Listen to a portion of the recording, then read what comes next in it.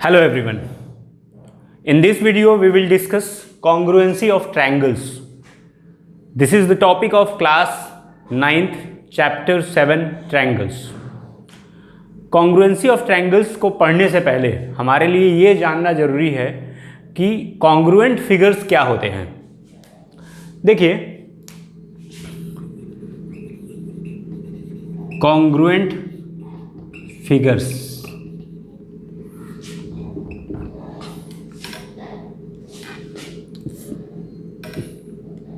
figures of same shape and size are called congruent figures. ठीक है, same shape and size means shape और size दोनों ही उनका क्या हो, सेम हो, एक ही हो, तो हम उन्हें कहते हैं कि वो फिगर्स क्या हैं, कॉन्ग्रुएंट है। जैसे सपोज करिए मैंने एक स्क्वायर बनाया,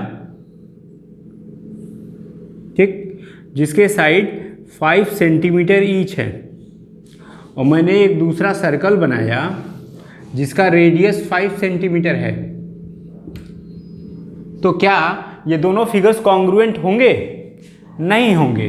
क्यों? Not congruent. वाई?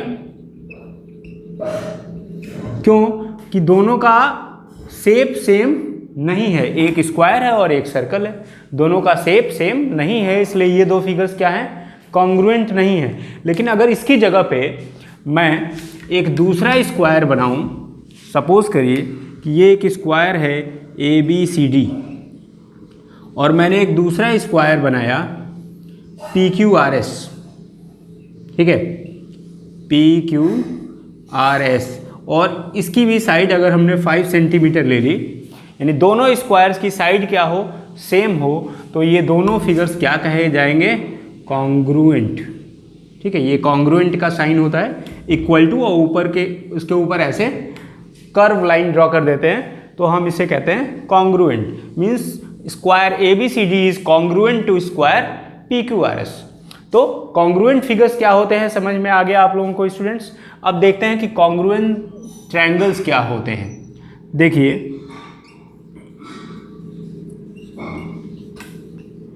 जब ट्रायंगल्स की बात आती है तो क्या आप लोग सोचते होंगे कि सारे ट्रायंगल्स में तो 3 साइड होते हैं, तो सबका शेप सेम होगा, लेकिन ऐसा नहीं है, क्योंकि कॉन्ग्रुएंसी में आप लोगों ने पिछले वीडियो में पढ़ा था types of triangles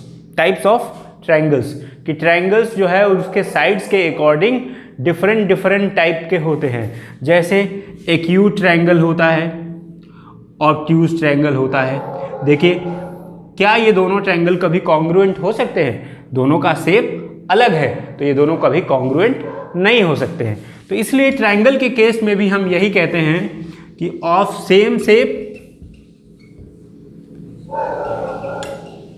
and size, means दो ट्रायंगल्स, दो या दो से ज़्यादा ट्रायंगल्स जिनका शेप और साइज दोनों सेम हो, ऐसे दो ट्रायंगल्स को हम क्या कहते हैं, कॉन्ग्रुएंट ट्रायंगल्स कहते हैं। और कभी भी दो ट्रायंगल्स का शेप सेम कैसे होता है और साइज कैसे होता है, हम इसके बारे में जानेंगे। तो स्टूडेंट्स, कॉन्ग्रुएंसी ऑफ ट्रायंगल्स, देखिए अगर हम दो ट्रायंगल्स ले लें, ट्रायंगल ABC और ट्रायंगल PQR,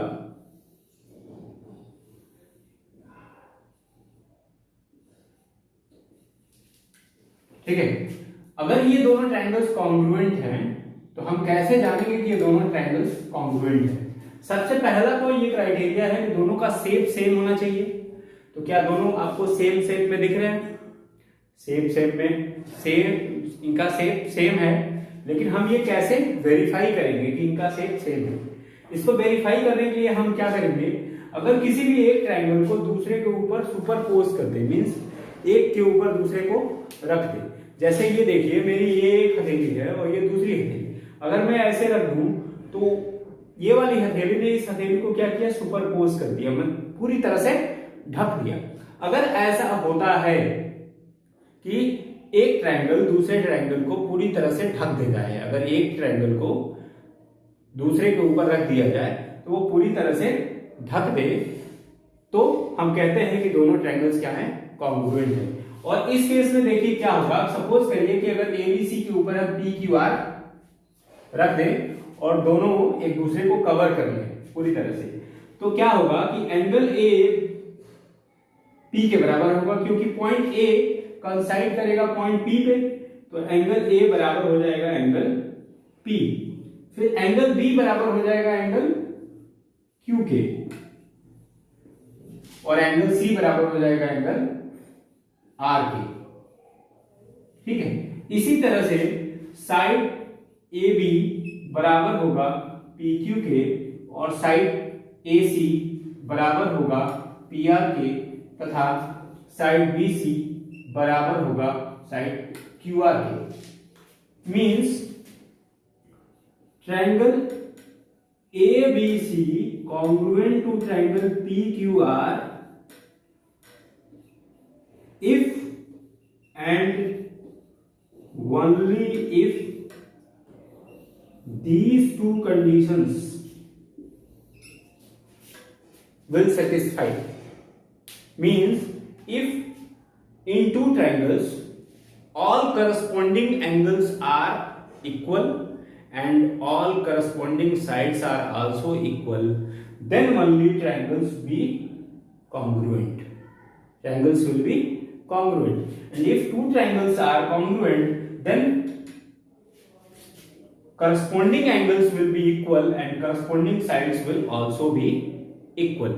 ठीक है, तो स्टूडेंट्स हम कैसे जानेंगे कि अगर दो ट्रायंगल्स कॉन्ग्रुएंट हैं तो कौन से एंगल इक्वल होंगे? ठीक है, तो आइए देखते हैं। सपोज करिए हमने लिखा कि triangle A B C congruent to triangle P Q R. ठीक है, तो इस केस में देखिए जो पहला अल्फाबेट है, ये पहला vertex, angle A is equal to angle P. Means ये जो सीक्वेंस होगा ट्रायंगल को लिखने का, इसी से हमें ये पता चलेगा कि कौन से एंगल्स इक्वल हैं।